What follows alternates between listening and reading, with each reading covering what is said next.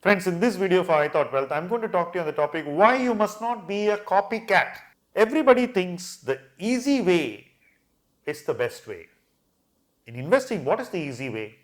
Find out what others are doing, find a few smart people whom you can follow, and just do what they do.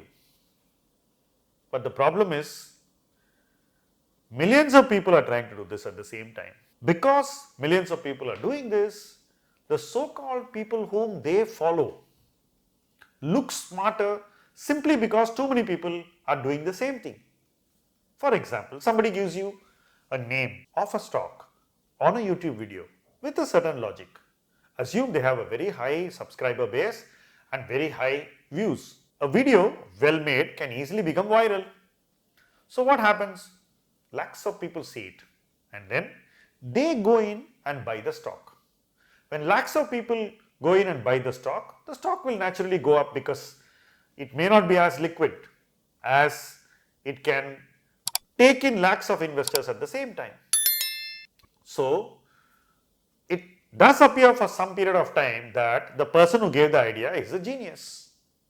Often, that could be a well planned drama to convince even more people to buy the stock. Now, a second generation of copycats get in, who see that the first generation of copycats have made money. So, the anxiety, the fear of missing out is much higher. So, more people do the same thing.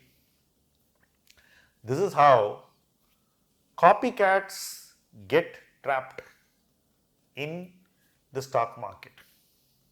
We all know the familiar story of Pied Piper of Hamelin.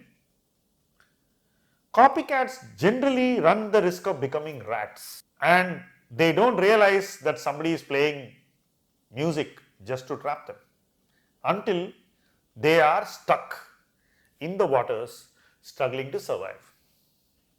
This happens time and again in the stock market and there are different ways in which copycats can be lured, enticed and trapped.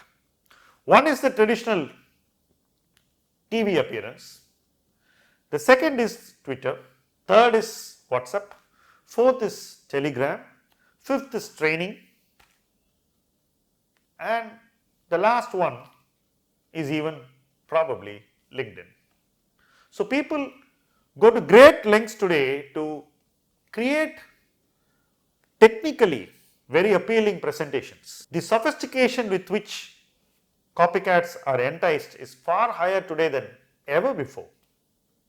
So, when a theme is presented in a way which is very luring and knowledge oriented, people think that this has to succeed, but it is not the case and that is why many copycats have lost capital in the last 2 years.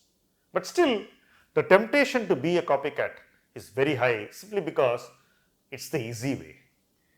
But remember one thing, the stock market is not curated or constructed for easy money to be made.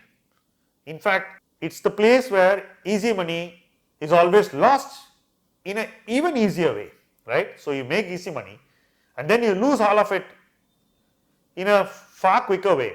So, that is something that copycats do not realize till they lose.